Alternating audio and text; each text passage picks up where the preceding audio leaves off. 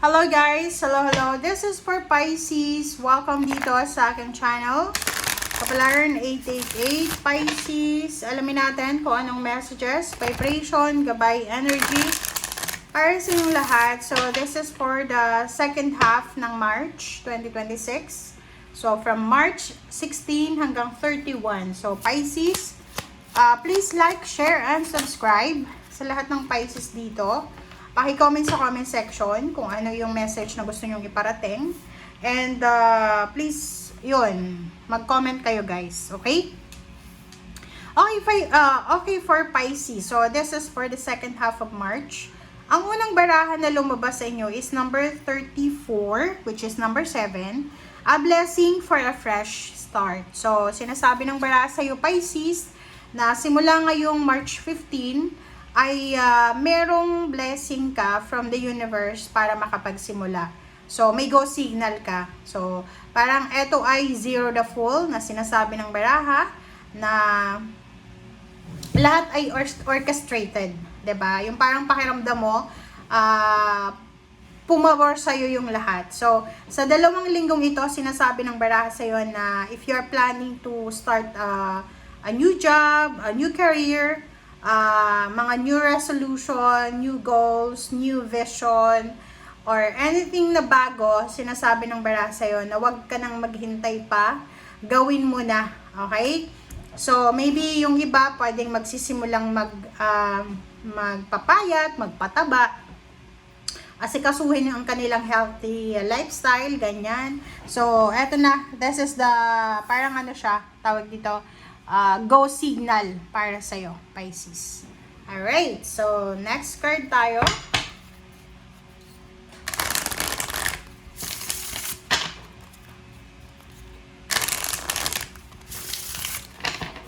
Alright, so this is for Pisces.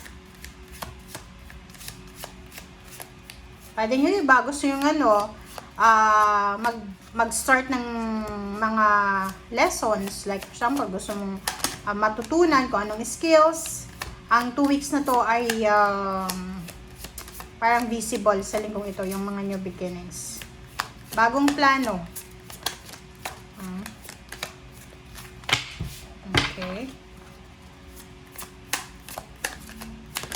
Alright. Next card natin is Winter Solstice. Okay, reflection. Nakakaloka ka. So, still nasa winter pa rin. Lalo kung nasa, tawag dito, nasa European na lugar ka. Or nasa Amerika.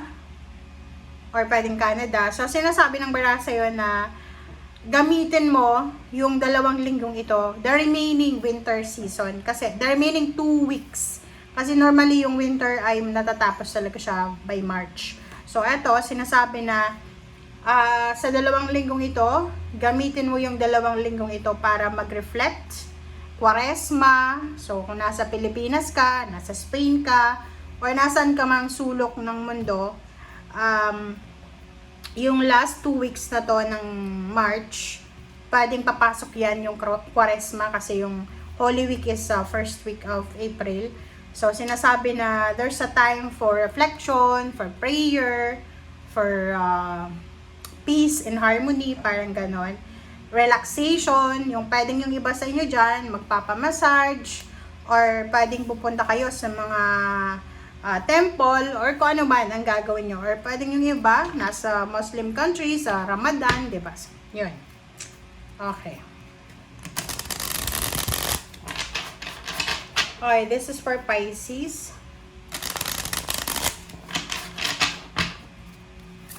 Oops. First card natin is Queen of Wands. This is freedom. Wow! Congratulations sa lahat ng mga Pisces. Ang linggong ito sa inyo Pisces, 2 linggo siya. You are free. Okay? Punong-puno ka ng freedom. Sinasabi ng baraha, yung iba ay yun na nga. Wala kang masyadong problema. Yung iba ay nagre-relax, nag-exercise, nagja-jogging, nagba-marathon, or pwedeng yung iba sa inyo dyan is you're planning for the vacation or kano pa man. Masaya yung iba, okay? You're free. Financially free, emotionally, and spiritually. Okay, next card natin is Five of Pentacles. So yun, sabi ng bara sa'yo dito Pisces na sa linggong ito ay yun, wala kang masyadong iniisip lalo na sa pera. And masaya ka. Umaapaw yung cups mo eh. Parang yun na nga, sabi dito sa first card mo na this week marirealize mo na orchestrated lahat. Divine orchestrated. Yung parang marirealize mo sa linggong ito kung gaano ka pinoproteksyonan ng Panginoon. Ngayong linggong ito, 2 linggo siya, marirealize mo na inilalayo ka ng universe, ng paniniwala mo, ng faith mo sa mga bagay-bagay na makakasama sa'yo. And nakikita ko sa'yo dito na yung ibang Pisces, syempre, pwedeng magbe-birthday kayo sa 2 linggong ito. So, happy birthday sa inyo. So, there's a celebration. Celebration of love, of birthday, success, or victory. Alright. Okay. Naka-reverse siya. So, sinasabi ng bara sa'yo dito, Pisces, na isang desisyon. Like, pwedeng yung iba sa inyo, gusto nyong mag-travel, pero hindi pa kayo nakakapag-desisyon sa linggong ito. So, maybe this week is medyo confused ka pa sa decision making mo. So, yun lang yung medyo negative dito. Oh, next is the Hermit. So, yun, ang nakikita ko sa'yo dito na naghahanap ka ng information. Like, for example, nasa ibang bansa ka, pinag-iisipan mo sa linggong ito kung uuwi ka ba ng bansa, or pinag-iisipan mo kung ano yung gagawin mo for the next few weeks or few months. Okay, let's clarify. Queen of Wands.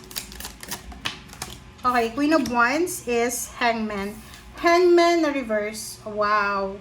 Sabi ng bara sa'yo dito, Pisces, na ano man daw yan na pinag-iisipan mo ngayong 2 linggong ito na gawin, as long as na magiging masaya ka, wag mo na daw pag-isipan. So, like for example, gusto mong mag-travel, gusto mong bumili ng sasakyan, gusto mong bumili ng damit, ng sapatos, ng cellphone, ng kung ano man na luxurious thing na alam mo na magdadala sa'yo ng saya, gawin mo daw. Okay? Wag mo daw na ihang. Okay? Wag mo daw na ihang, wag mo daw na i-delay. Okay, Five of Pentacles. Okay, Five of Pentacles and Four of Cups. Wow. Meron ditong isang tao, or maybe isang pamilya, maraming tao na naghihintay sa'yo. Four of Cups kasi to eh. Tingnan mo siya. Kita mo ba? Ngayong 2 linggong ito, maging careful ka. Okay? Mag-iingat ka, Pisces. You need to be careful. Kasi sa 2 linggong ito, kung makikita mo yung Five of Pentacles dito, meron maybe couple, magkapatid, magkaibigan, or group of individuals na financially struggling sila eh. May mga problema sila sa pera, may mga problema sila sa buhay, and ikaw yung parang naiisip nila na kailangan nating lapitan si Pisces. Kasi si Pisces pwede tayong pautangin, tulungan, and posibleng sa 2 linggong ito mag-reach out sila sa'yo. Pwedeng magsisend sila ng email, message, or tatawag, and maghihintay sila sa reply mo. Ace of Cups.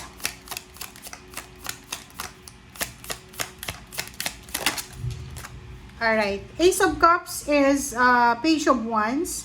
So, dito sa Page of Wands na yan, sinasabi ng bara sa'yo na in the near future, okay, sa susunod na bukas, or sa makalawa, or in the future, next year, sinasabi ng barahan na isang napakagandang selebrasyon ang posibleng isa-celebrate mo, Pisces. So, this one is a future news para sa'yo, na sinasabi ng barahan sa'yo na ihanda mo ang sarili mo, Pisces, kasi may paparating na okasyon, selebrasyon, kaligayahan, may paparating na tulong, may paparating na pera, may paparating na prosperity na abundance sa buhay mo. Okay, next is reverse na Judgment.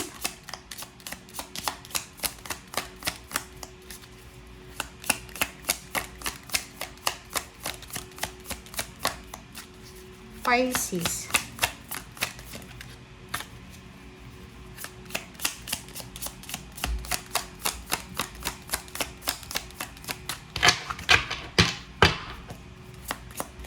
Okay. Alright. Pisces, Judgment na reverse. Oh. Parang nakikita ko sa'yo dito na yun, naghihintay ka ng go signal, but sabi ng bara sa'yo dito, huwag ka nang maghintay. Okay? Gawin mo na. As long as na yung decision mo ay magdadala sa'yo ng happiness, ng contentment, gawin mo na daw. Huwag mo nang ipagpabukas pa or huwag mo nang ipagpaliban pa.